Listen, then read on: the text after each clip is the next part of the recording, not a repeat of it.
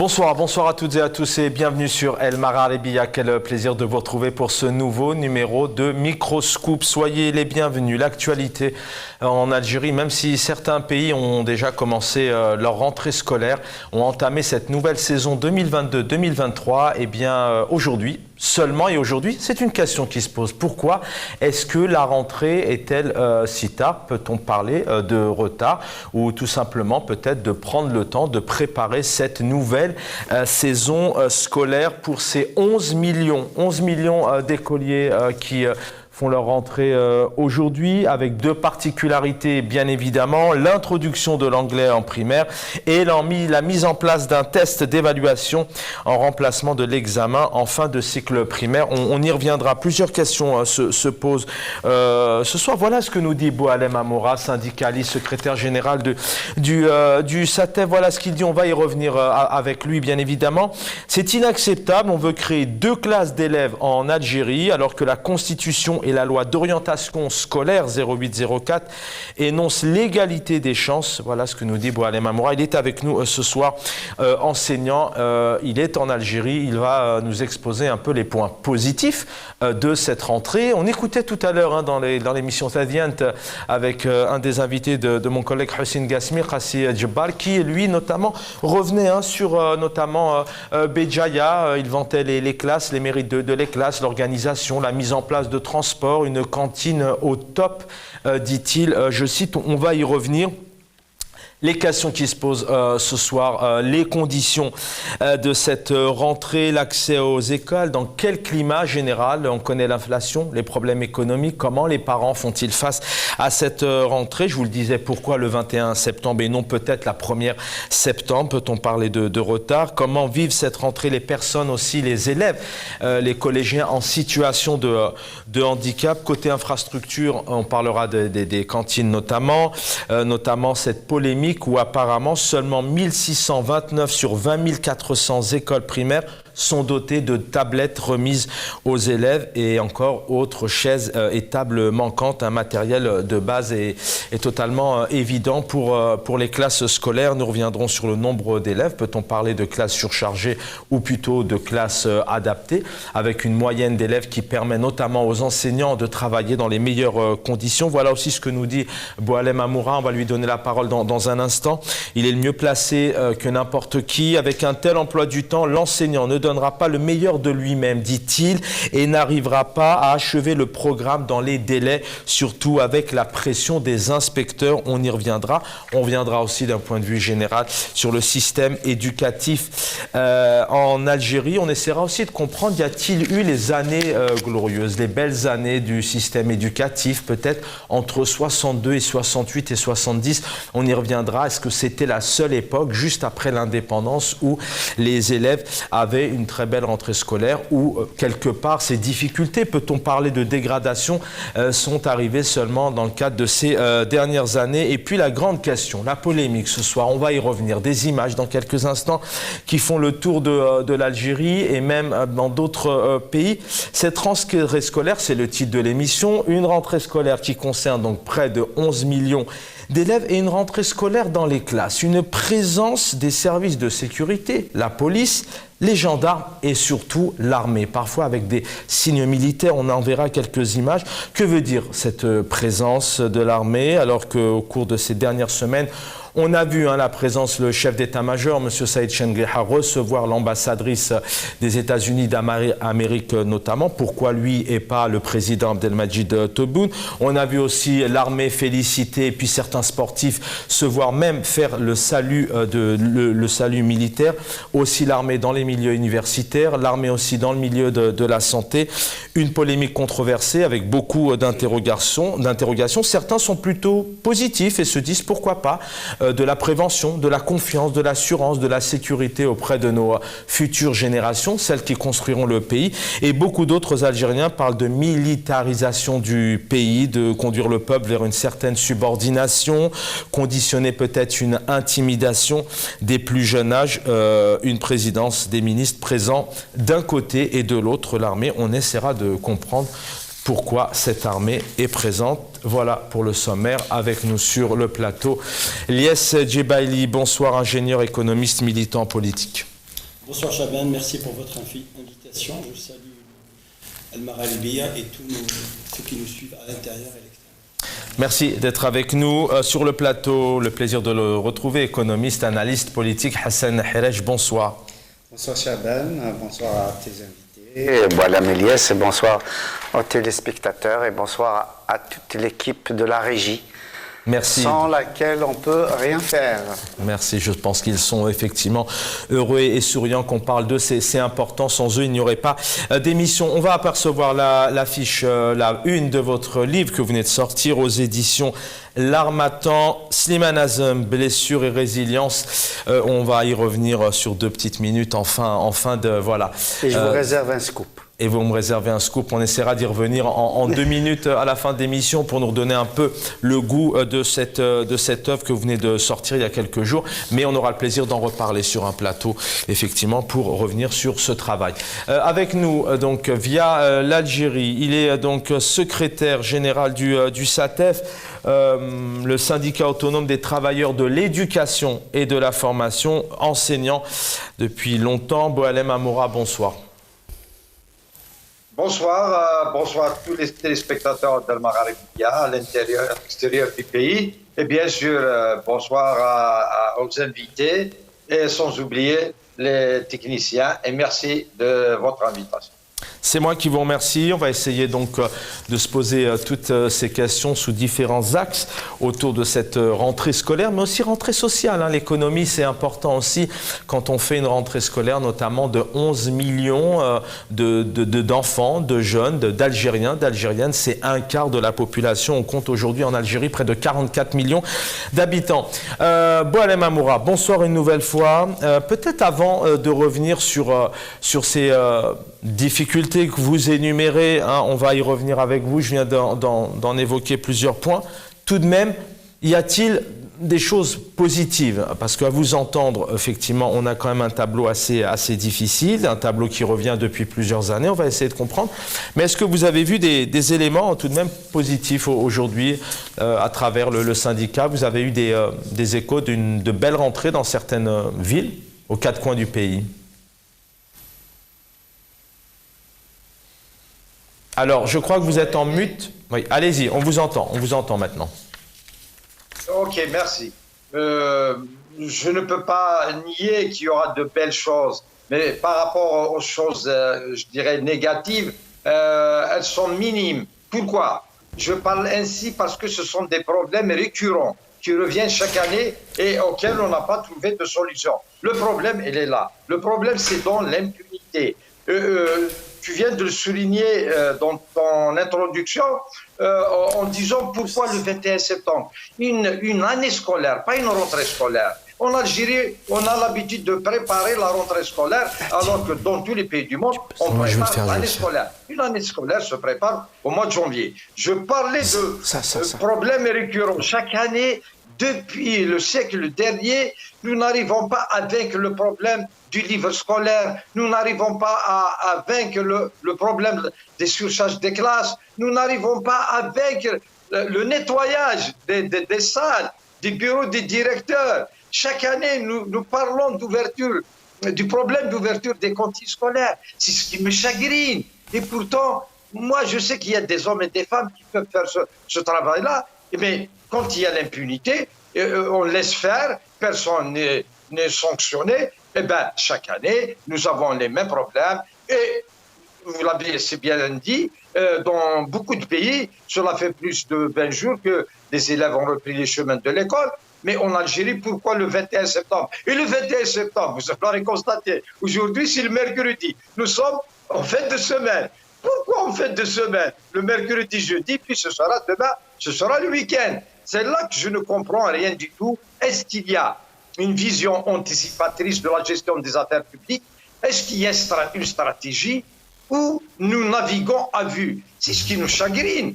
Mais sinon, on a vu qu'il y a des nouveaux établissements qui ont été construits. Mais ça reste insuffisant. Après, nous allons développer, bien sûr. Parce qu'on a construit, mais on n'arrive pas à les ouvrir, on n'arrive pas à inscrire les élèves. Les parents ne savent pas dans quel établissement inscrire leurs enfants. C'est pour ça aussi qu'il y a une surcharge parce qu'on n'a pas construit assez. parce qu'il y a le retard dans la réalisation de ces établissements. Mais qui est responsable?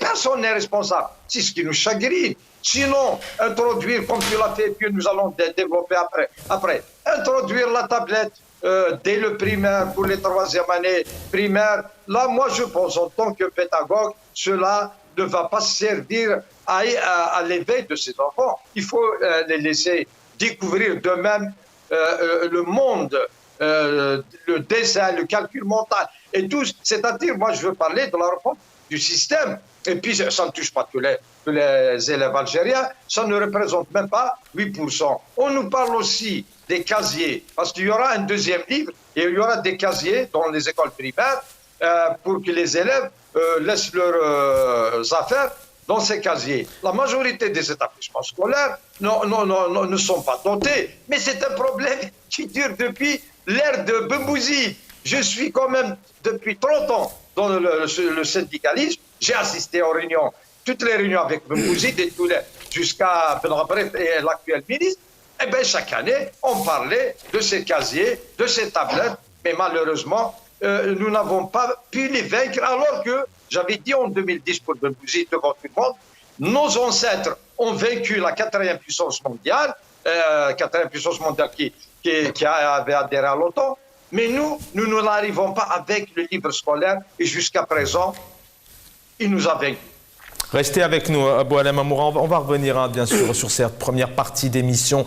Notamment, on va évoquer ces difficultés d'ailleurs que vous évoquez clairement. Hassan Harej, quand vous entendez cette situation, alors il y a des points positifs, certainement.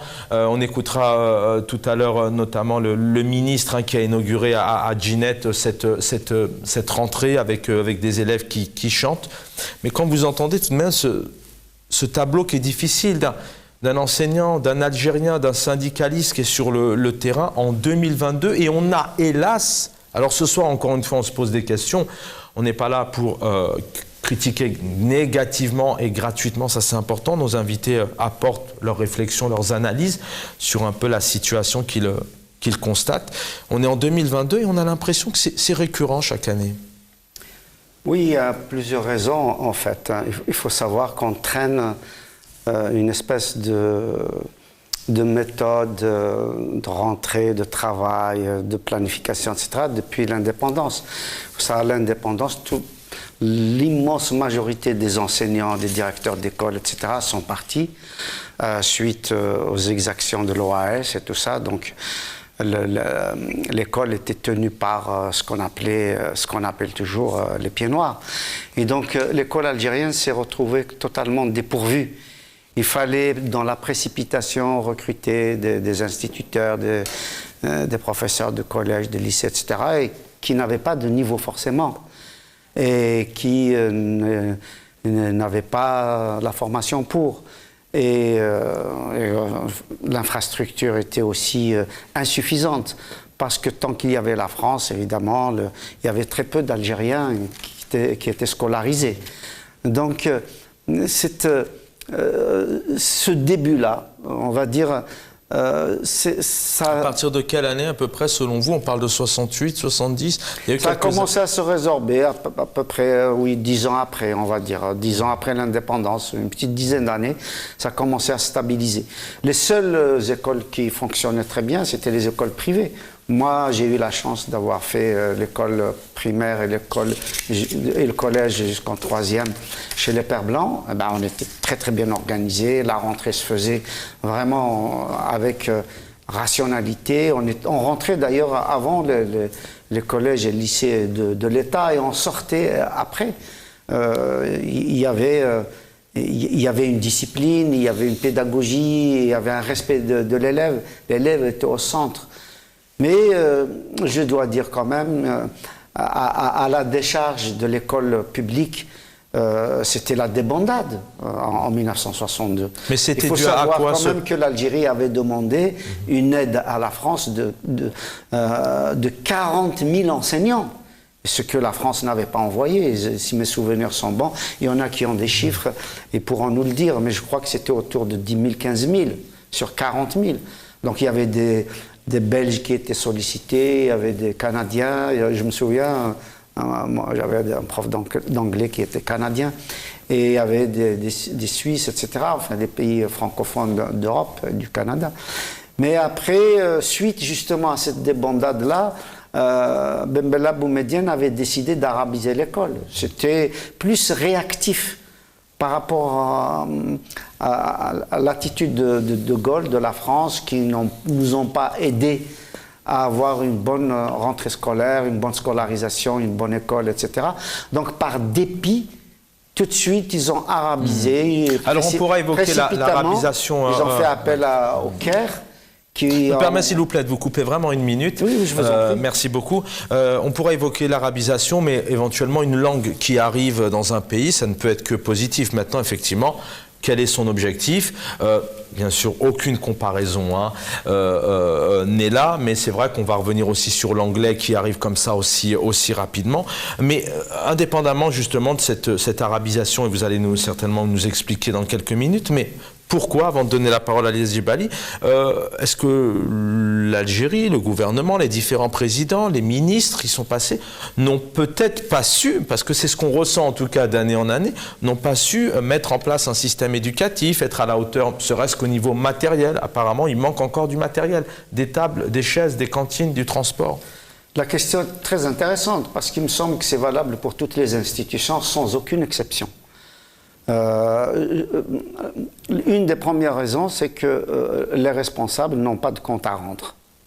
Je n'ai jamais entendu parler d'un inspecteur, d'un ministre de l'Éducation nationale qui serait sanctionné parce qu'il n'aura pas fait son travail à la rentrée ou pendant l'année scolaire, etc. Donc il y a une espèce de laisser-aller. L'institution, il n'y a pas d'abord toujours des gens compétents. Il y a un certain nombre, évidemment, heureusement, de gens compétents, mais ce n'est pas toujours eux qui ont le pouvoir de décision. Généralement, faut-il qu'ils aient les moyens aussi. Celui qui a le pouvoir de décision, généralement, c'est pas un vrai pédagogue, c'est plus un idéologue placé par le FLN ou par l'institution militaire ou la police ou je ne sais quelle, ou la présidence, ainsi de suite. Donc on le voit, on le voit partout, que ce soit. Puis les moyens, peut-être, il y a des médecins qui quittent le pays parce qu'ils ne peuvent pas exercer. Après, évidemment, il n'y a pas que les moyens. Il y a bien sûr les moyens, il y a les salaires qui ne correspondent pas. Je veux dire, aux besoins d'un enseignant, d'un médecin, d'un cadre, etc. On est très loin on va dire, pas des cadres habituels qu'on retrouve dans d'autres pays. Et puis nous avons aussi une maladie nationale. Et il faut le dire aujourd'hui. C'est la procrastination. Ça, c'est vraiment un problème psychique qui n'a jamais été débattu, alors qu'il concerne toutes les administrations. Alors la procrastination, c'est remettre à demain. Remettre au lendemain ce qu'on peut faire aujourd'hui. Et on attend, qui va décider, machin, et donc les rentrées se font un peu tard. Et c'est valable, par exemple, pour le service militaire. Première réaction ce soir pour vous, Elias Djebali, d'abord d'un point de vue général. Vous connaissez ce pays aussi, vous y avez vécu? Absolument, donc je suis natif de ce pays, je connais l'Algérie, je suis né, j'ai fait mes études jusqu'à en tant qu'ingénieur, je suis venu pour préparer ma thèse. Dans de bonnes conditions, honnêtement, vos études? Au fait, dans de bonnes, mauvaises conditions, donc il y a toujours... Mais quel souvenir, par exemple, voilà, vous me lancez là-dessus, quel souvenir vous avez? On préparait nos révisions dans des chambres universitaires, on était 4 dans une chambre, on partageait le petit repas, le repas était froid, on prenait les plateaux, ça nous rappelle de très beaux souvenirs. Sinon, pour revenir par rapport à votre question, en 62, on nous promettait l'Algérie... la promesse d'un avenir radieux, au fait. C'est ça la question. C'est ça le slogan de 62, la promesse d'un avenir radieux. Et puis la promesse de cet avenir, cette promesse n'est jamais arrivée.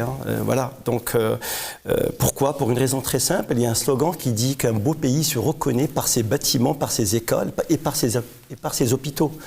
Donc c'est qu'on n'a pas su, quand on n'a pas su le régime et les pouvoirs et ils n'ont pas su mettre le paquet sur l'éducation et sur la santé. c'est la débandade totale. Donc quand on voit un grand pays comme ça, comme l'Algérie, quand même, c'est un grand pays qui a tant de richesses. Toujours la rentrée scolaire se fait 3 semaines après une rentrée scolaire normale. On se pose la question. La rentrée scolaire en Algérie cette année, c'est le 21 septembre. J'attire votre attention. L'Ukraine, qui est un pays en guerre, la rentrée scolaire, c'était le 1er septembre. La moitié des établissements scolaires, la moitié des écoles ont été bombardées. Et malgré cela, c'est-à-dire les dirigeants en Ukraine, ils ont décidé, ils ont imposé, ils ont fait tout leur possible pour que la rentrée des enfants ukrainiens se fasse le 1er septembre. Ils ont fait un travail de qualité, c'est-à-dire la moitié des écoles ont été complètement bombardées. Leur seul souci, il fallait trouver ce qu'on appelle des abris anti-aériens. Ce retard, il est dû. Enfin, ce retard, est-ce que c'est un retard? Est-ce que c'est pas un pays qui voulait vraiment se préparer? Non.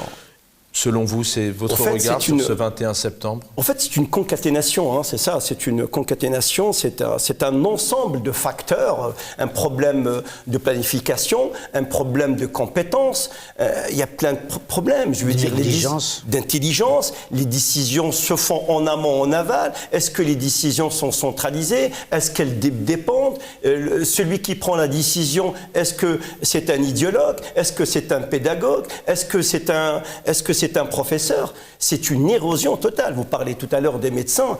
La majorité de nos médecins ont quitté l'Algérie. Les enseignants, est-ce qu'ils suivent ou pas? D'ailleurs, le 21 septembre, c'est la rentrée des 11 millions de nos compatriotes. Et plus, c'est l'année. Ils vont se lancer dans l'apprentissage de la langue anglaise. L'apprentissage de la langue anglaise dans le cycle primaire, et ce, à partir de la 3e année. Maintenant, on se pose, ça a été pris de façon hâtive. Est-ce que ça a été planifié? On nous dit, on a imprimé 1,5 million d'imprimés. On nous dit, il y a des points de vente pour les parents. Après, c'est un truc supplémentaire pour les parents, parce qu'il y a des parents qui ont du mal à joindre les deux bouts. Il faut savoir que dans les pays modernes, on achète une maison, un appartement, une voiture par facilité. En Algérie, maintenant, on achète les fournitures scolaires par facilité. Les fournitures scolaires par facilité, c'est parce que le citoyen algérien, il a du mal à joindre les deux bouts. On nous dit que ce manuel d'anglais, il a été développé dans de bonnes conditions. Développé par qui? Quels sont les experts? Voilà, c'est juste une décision politique. On nous parle aussi de recrutement. Ils ont fait leurs besoins, études du marché. On a besoin de 5 000 enseignants pour enseigner l'anglais. 60 000 candidatures. Le recrutement se fait via la plateforme numérique. Est-ce qu'ils ont retenu 5 000? Est-ce que sur CV, est-ce qu'on a des inspecteurs pour valider les compétences? Le CV est une chose, valider la compétence requise et pour transmettre le savoir, c'en est une autre. Voilà. On remarque aussi quoi? Qu'une rentrée scolaire patronnée par l'armée et les services de sécurité, on a du mal à suivre. Que veut-il ce régime? Moi, je ne vais pas dire que des choses négatives, parce qu'une rentrée scolaire est toujours quelque chose de joyeux. C'est parce que c'est la première richesse d'un enfant, d'un élève. Voilà. Bien sûr, c'est l'avenir. En fin d'émission, d'ailleurs, on regardera cette citation de Nelson Mandela qui nous dit que l'éducation, justement, est la première arme pour un bel avenir dans un pays. On va, bien sûr, il y a des moments de joie, vous le disiez, notamment celui de M. Belabed, le ministre de l'Éducation, qui était ce matin du côté de Janet. Et vous allez voir qu'il a plutôt fait une ouverture en chanson avec une ambiance plutôt présente.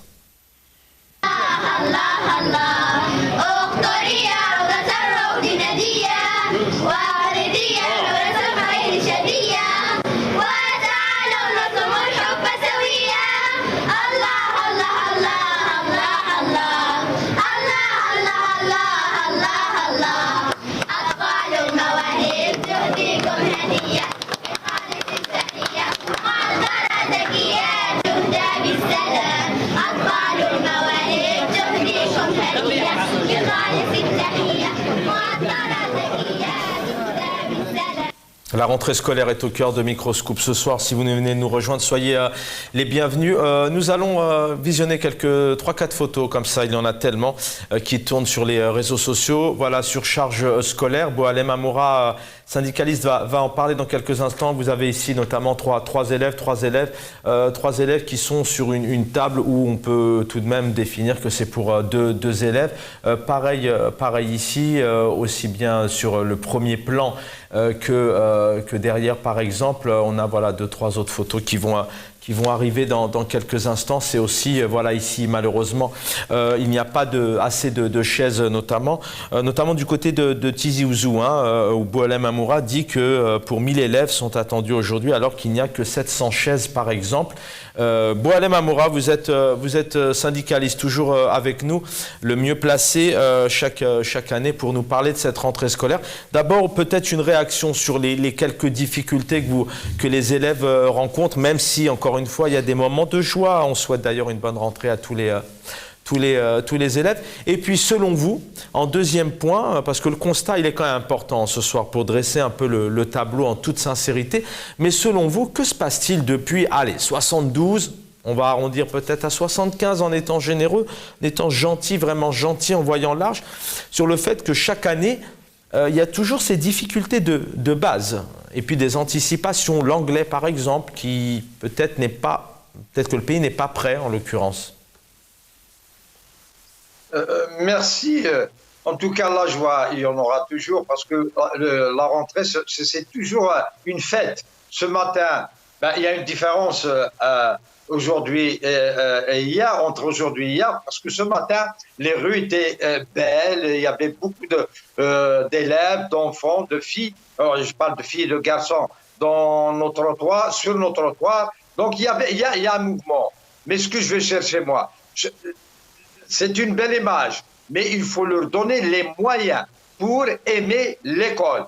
Malheureusement, nos enfants, et nous l'avons dit depuis le siècle dernier, ils fuient l'école. Parce qu'il y a un autre problème, on aura l'occasion après d'en discuter, de la déperdition scolaire et des causes de la déperdition scolaire. Vous parlez de table. Eh bien, c'est le seul autre fait à Tizi Ouzou qui est en face du bureau du directeur de l'éducation de Tizi Ouzou. Ils ont 1000 élèves. Bon, ils n'ont jamais fait de plan A, plan B. C'est pour ça qu'on était perdus un petit peu cette année, parce qu'ils n'ont pas annoncé la date de la reprise des élèves, ni à l'avance, ni de ce soir. Est-ce que nous allons revenir à l'ancien système d'enseignement normal, c'est-à-dire avec les...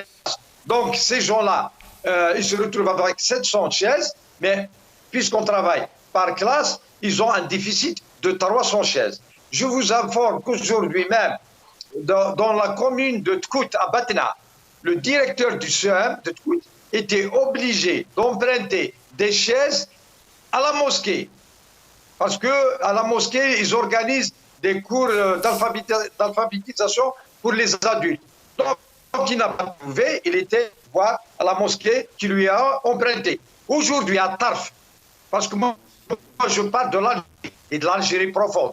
Janet, on va en parler de Janet, on va parler de Borj-Mandjibourta, on va parler de Timimoun, des écoles qui n'ont même pas de clôture, des enseignantes qui enseignent, alors que des gens dorment, lancent des gros mots, et des fois, ils jouent le ballon ou ils font du bruit. À Tarf, aujourd'hui, je peux citer l'école Abidi Mohamed, il y a un risque d'effondrement de murs de l'école. Ça, c'est encore très grave que le manque de chaises. À l'école de Suidania, j'ai été avant-hier du côté de Sidi Abdallah, Suidania, le plafond risque aussi de tomber sur la tête des enfants. Donc, il y a un risque, puisque le manque de cette table ou de non-ouverture des cantines scolaires. Quand on parle comme ça, c'est pas que nous détestons ce secteur ni ce pays. Nous voulons qu'il soit encore meilleur. Mais avec ces pratiques-là, nous ne pouvons pas aller de l'avant, c'est-à-dire montrer juste ce qui est beau. Nous, on l'avons toujours dit, pour tous les ministres qui sont passés, le SATEF parle des trains qui arrivent en retard. Il ne faut pas parler des trains qui arrivent à l'heure. Je leur ai dit, ce train doit arriver à 7h01.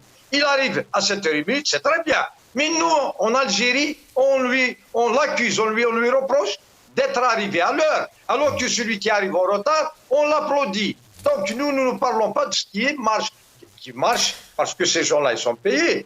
Je sais comment ils sont organisés. Le protocole, comment il est organisé quand il y a ces visites-là. J'avais demandé à l'époque pour le garde-corps et le protocole de Ben Rabret durant sa visite 2017 à Tizi Ouzou. À chaque fois, on l'emmène dans le meilleur CEM de Pharaon, l'école primaire Haouchine, la nouvelle vie. Je leur ai demandé, laissez-la partir avec moi, voir l'école Mimoun à l'époque, qui était aussi en face du bureau du Wali. Boualem Amoura. Oui, Boualem Amoura, alors je rappelle en plus sur vos réseaux sociaux, vous faites un constat, vous énumérez. C'est bien de nous donner ces exemples aux quatre coins du pays. Voilà, vous parlez de livres scolaires qui ne sont pas encore acheminés. Les tablettes, c'est 8% selon vous des établissements donc, qui ont reçu seulement ces tablettes, soit à peu près 1600 écoles sur 20 400. Vous parlez aussi de surcharge du programme, 8h, 17h, c'est trop. Il faut notamment actualiser les programmes. Pour avancer un petit peu, parce que j'aimerais aussi qu'on évoque un peu sur la situation des militaires, de l'armée dans les écoles aujourd'hui auprès des jeunes générations. Mais peut-être 2 minutes dans les grandes lignes. La cause, les responsables. Pourquoi est-ce que depuis maintenant plusieurs années, serait-ce que si on prend sur les 10 dernières années, chaque année, l'Algérie est confrontée à ces difficultés primaires. On parlait de chaises, de tablettes, on parle de cantines. Certains élèves partent à l'école sur des 504 bâchés, si je ne me trompe pas, sur le nom du véhicule. Selon vous, les causes des responsabilités, Hassan Heresh vient de vous en énumérer quelques-unes. Oui, d'abord, de prime abord, il y a un problème de budget. On n'octroie pas le budget nécessaire pour le secteur de l'éducation, malgré que c'est le deuxième budget après celui de l'armée, mais les gens doivent savoir, les auditeurs, les téléspectateurs doivent savoir que 95% de ce budget va au salaire, parce que nous représentons l'effectif du secteur de l'éducation, plus de 50% de l'effectif total des travailleurs de la fonction publique, des fonctionnaires. Donc 94%. Qu'est-ce que vous allez faire avec 5%? C'est pour ça que l'on demande à l'État algérien d'augmenter le budget et bien sûr de contrôler. Parce qu'il y a aussi des dilapidations. Il y a des détournements dans ce secteur-là, malgré qu'il n'y a que 5%. Et puis aussi, il y a le problème, comme disait notre ami Hassan Heresh, il y a le problème dans la désignation des responsables. La semaine passée, on désigne un directeur de centre de formation des cadres du ministère de l'Éducation de Tiaret, alors qu'il n'a aucun diplôme. Aucun diplôme, je le connais. Mais il a une chaîne YouTube. Il est là, bien sûr, à parler à chaque fois, et le remercier à chaque fois le ministère. Il est désigné à la tête d'un centre de formation. Et le problème est dans la désignation du directeur d'éducation. Vous avez parlé de ces délégations qui se déplacent. Mais pourquoi on ne voit pas à longueur d'année? C'est ce que j'avais dit à l'époque pour Mme Belgrade. Ces gens-là, on ne les voit pas à longueur d'année aller visiter, voir l'état des établissements scolaires. Pourquoi ils le font qu'à la rentrée? Eh bien, s'ils le faisaient quotidiennement, ou au moins régulièrement, on ne serait pas là. Il n'y aurait pas de retard dans la réalisation des équipements scolaires. Mais malheureusement, on les voit soit durant aussi, il ne faut pas oublier, durant les examens officiels, le BM, le bac, c'est tout le monde qui se déplace, on dirait que nous sommes en état de guerre.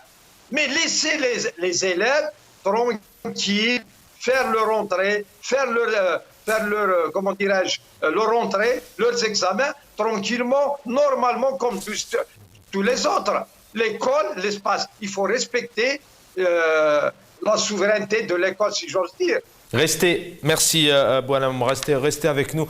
On va s'intéresser, on va s'arrêter 10 minutes avec nos 3 invités maintenant sur cette grande première, peut-être pas de la présence de de l'armée, puisque je vous le disais, encore le chef d'état-major Saïd Chengreha s'est vu recevoir l'ambassadrice des États-Unis d'Amérique il y a quelques jours dans son bureau, pendant que le président de la République honorait et remerciait les sportifs, et ça c'est très bien, et les sportifs, mais est-ce que c'était pas plutôt au président, une armée aussi présente dans les universités, une armée entourée de responsables religieux, d'imams? On a notamment cette armée, certains parlent de militarisation, et certains parlent ce matin aussi d'assurance, de confiance, peut-être de sécurité, peut-être de messages aussi à faire passer dans les écoles, pendant que certains ont peur d'une certaine intimidation, un conditionnement à la subordination. On va regarder ces quelques photos. Vous allez voir ici la sécurité, la gendarmerie et l'armée.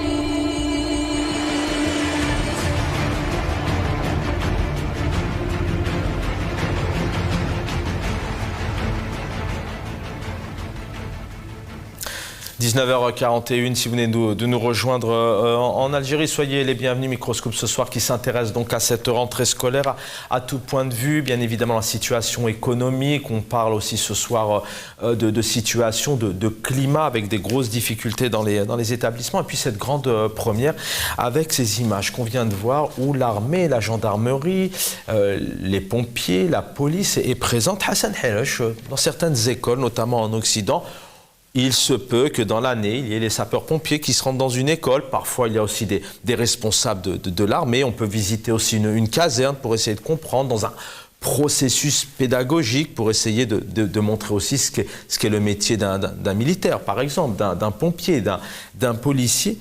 Mais ce matin, encore une fois, l'armée, notamment, est présente dans les écoles. Est-ce que ce n'est pas un peu trop pour des élémentaires, des enfants qui sont là, avec leurs cartables, la rentrée scolaire, c'est assez particulier.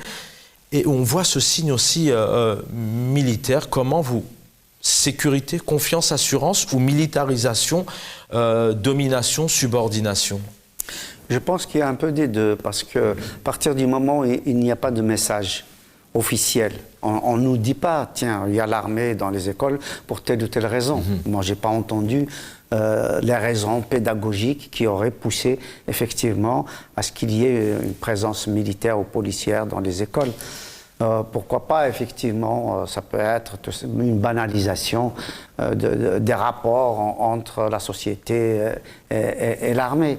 Cela dit, ça peut être effectivement aussi interprété comme étant, voilà, le pouvoir étant militarisé. Maintenant, c'est un secret de polichinelle. Et je ne pense pas qu'il y ait un seul Algérien ou même un seul militaire qui va dire non, c'est pas l'armée qui est au pouvoir. Non, ça, je crois que maintenant, c'est. Pourquoi l'Algérien a besoin de ça, par exemple, selon votre analyse? Très honnêtement, je n'ai pas d'éléments sérieux pour en parler, mais je peux partir sur des hypothèses, juste sur des hypothèses. D'abord, on est en train de vivre une période extrêmement difficile au niveau régional, au niveau international. Je pense que la guerre, déjà, Russie-Ukraine, maintenant rentre dans tous les esprits, dans tous les foyers. Et comme la Russie et l'Ukraine étaient de très grands partenaires pour l'Algérie, hein, pas seulement la Russie, mais aussi l'Ukraine. Je rappelle par exemple qu'à une période du temps de Bouteflika, je crois de 2010-2012, la Russie avait vendu des avions d'occasion pour étant comme des avions neufs à l'Algérie. Et c'était les services secrets ukrainiens qui avaient averti l'Algérie. Et donc, il a fallu que Bouteflika renégocie, etc., et qu'on renvoie les avions qui étaient achetés comme étant des produits neufs, alors que c'était des produits d'occasion.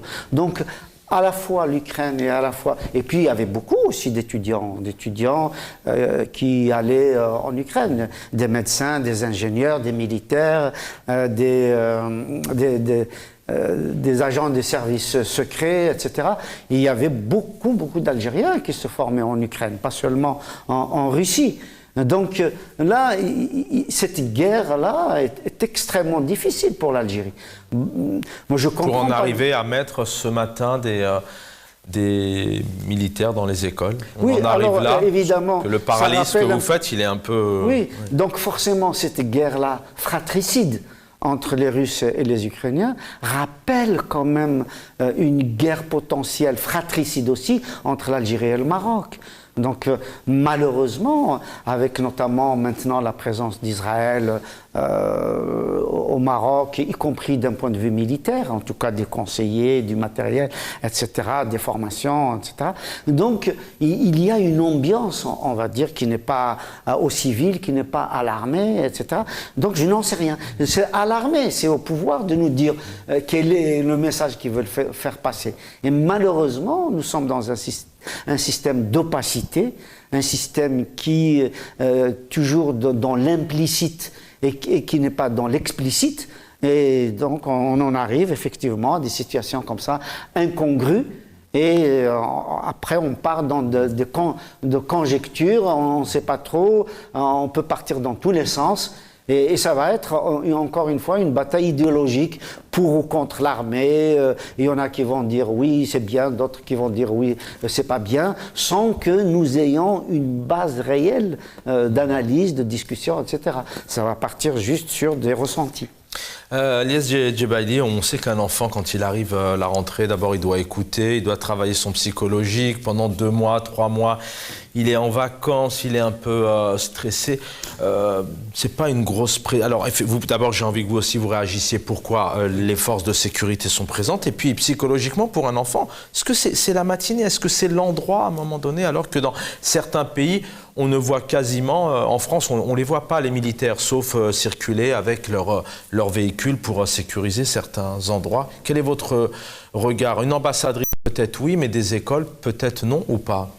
Alors oui, certes, il y a le contexte de la guerre russo-ukrainienne qui pèse un petit peu sur, peut-être, qui a un impact un peu sur l'Algérie, direct ou indirect, je ne sais pas, sachant que les Russes vendent des armes, les Ukrainiens... J'avoue que j'ai du mal un peu à comprendre le parallélisme entre cette guerre et l'armée dans les écoles. Oui, c'est un message aussi un peu pour assurer, pour affirmer sa force, un peu l'union, voilà. Donc, c'est-à-dire l'armée, elle est partout, un petit peu, elle est garante de la sécurité, de l'intégrité territoriale. Enfin, c'est un slogan qui passe comme une lettre à la poste. Certes, vous parlez, les Russes, ils ont vendu, mais parce que les Russes, au départ, ils ont effacé une dette algérienne. Après, ils leur ont vendu du Sukhoi qui n'étaient pas des avions d'origine, c'était des copies. Après, c'est vrai, c'est les services secrets ukrainiens qui ont alerté. Sinon, moi, de mon point de vue personnel, là, c'est la disparition de l'espace civil et en plus la disparition de l'espace privé. On est dans une école à la place d'un gendarme, à la place d'un officier de police. Je préfère une personne comme un intendant, une intendante ou un gestionnaire, une gestionnaire d'école qui est présent à côté du directeur ou la directrice d'école, du proviseur ou du principal pour assister à la rentrée scolaire, pour faire un état des lieux des infrastructures, s'il y a des fissures au niveau des murs, pour alerter, pour remonter l'information, parce que le but in fine, c'est l'intérêt, c'est le service public pour l'intérêt de l'élève. Je ne vois pas la présence d'un militaire dans une classe. Qu'est-ce qu'ils ont pu leur dire ce matin, par exemple?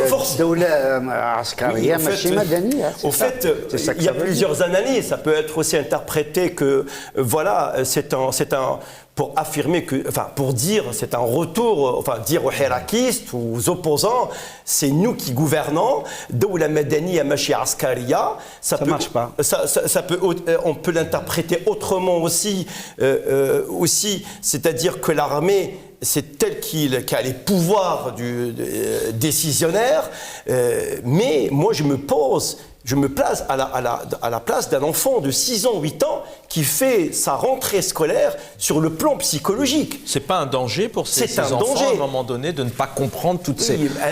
Mais un enfant, quand il rentre dans une classe, il voit son institutrice, son instituteur, sa directrice d'école qui arrive, une petite chanson, on parle de la scolarité, on parle des exigences de l'école, c'est ça. Mais la présence d'un policier ou d'un militaire dans une classe, le lieu du savoir, moi j'ai du mal à comprendre.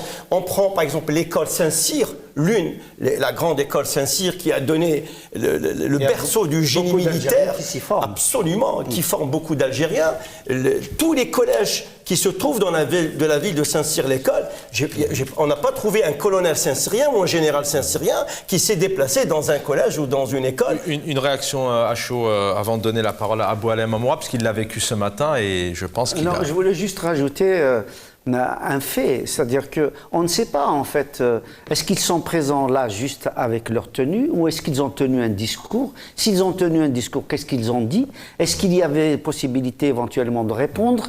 Est-ce qu'il y avait la présence des parents d'élèves?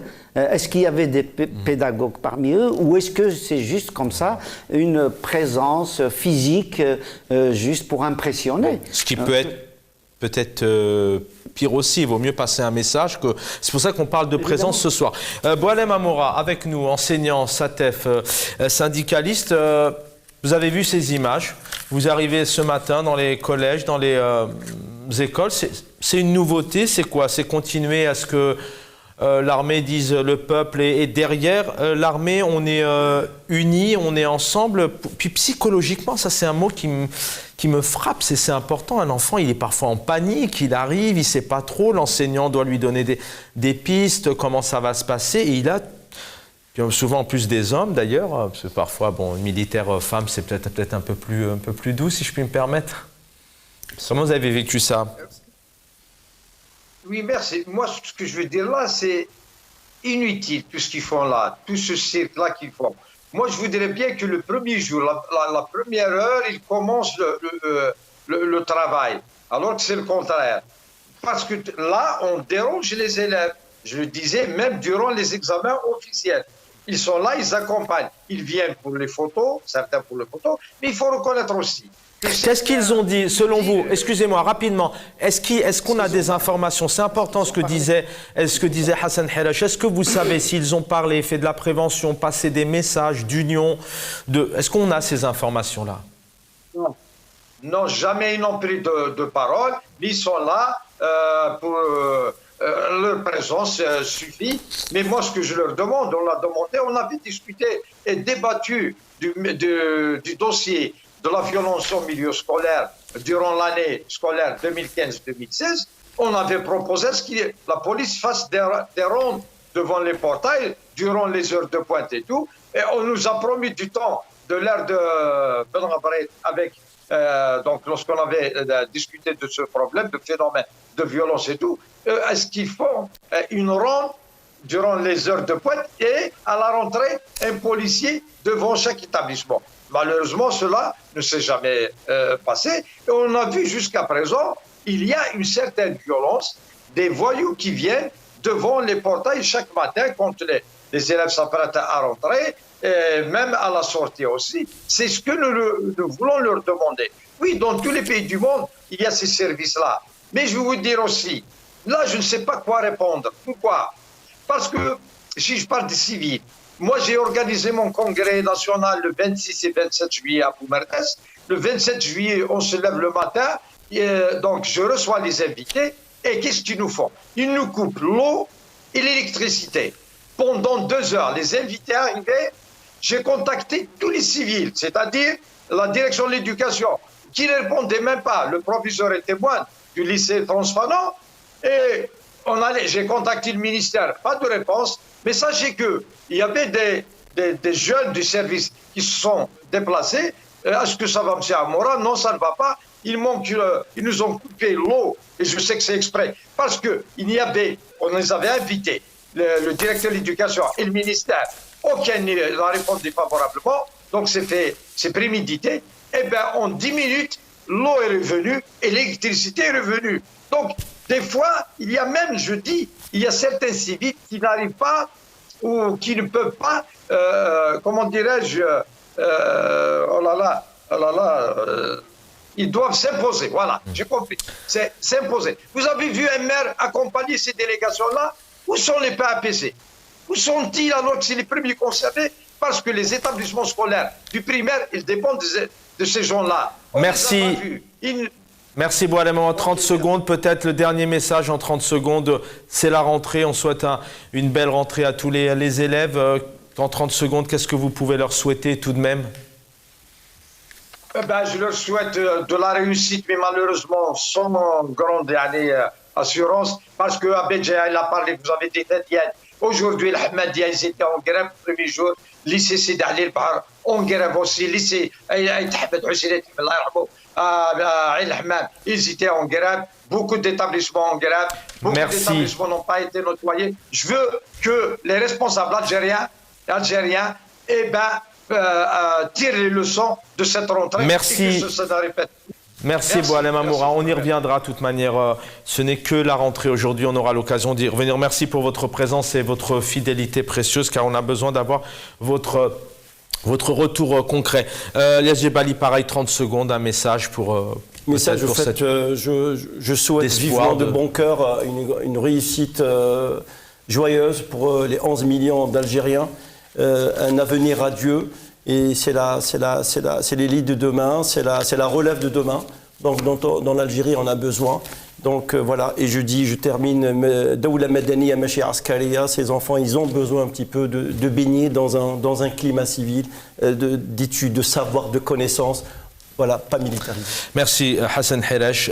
J'aimerais juste tout de même, vous dites-nous, voilà, 1 minute 30, parlez-nous un peu de cette Slimane Azem, blessure et résilience. Alors justement, le scoop que je voulais vous réserver par rapport à ça, c'est que pour la première fois dans l'histoire de l'Algérie, ça fait 60 ans qu'elle est indépendante, il y a un texte de Slimane Azem dans le manuel de 4e AM. De français. Donc dans les livres, il y a une chanson de Slimane Azem. C'est positif. Donc, absolument positif. Donc c'est un tout petit pas. Ça veut dire que en fait le pédagogue qui a pensé à ça, il sait très bien que l'institution familiale et l'institution scolaire doivent être en relation. Il faut qu'il y ait un continuum pour l'équilibre psychique de l'enfant. Sans équilibre psychique de l'enfant, sans qu'il soit assuré pour qu'il retrouve grosso modo, une partie de la culture qu'il a dans sa famille, qu'il la retrouve à l'école. Sans cela, il y a des ruptures. Et donc, les ruptures mènent à quoi? On le voit très bien dans les résultats. Malheureusement, il y a beaucoup d'illettrisme, il y a beaucoup de déperdition, comme disait M. Boualem Amoura. Et donc, l'appel que je ferai, c'est au pouvoir public, en fait. C'est vraiment de faire une école scientifique et non pas une école religieuse, parce qu'on le voit déjà dans la tenue des enfants, déjà de faire appel à la mosquée qui est plus dotée en matériel que l'école. C'est absolument, scandaleux quand on voit ça. Et puis, moi, je suggère qu'il y ait aussi une école des parents. C'est-à-dire qu'au lieu de donner des cours d'alphabétisation en arabe, et je connais des adultes qui ont fait 5 ans, 10 ans, qui ne savent ni lire, ni écrire, ni comprendre un texte, mais au contraire, de les initier à la pédagogie pour qu'ils puissent suivre la scolarité de leurs enfants. En tout cas, peut-être l'équilibrer, puis je sais bien aussi de connaître et d'apprendre l'arabe internationaux, il faut les respecter. Merci Hassan Hiresh. Voilà ce que nous disait Mandela. Je vais demander à mon équipe en régie de vous afficher notamment cette citation. Merci d'avoir été avec nous. Merci Hassan Hiresh, Lias Djebali et Boualem Amoura. L'éducation est l'arme la plus puissante qu'on puisse utiliser pour changer le monde. Voilà ce que disait Nelson Mandela. Le programme continue sur El Mararabia. J'aurai le plaisir, je l'espère, de vous retrouver demain soir, 19h. Prenez soin de vous.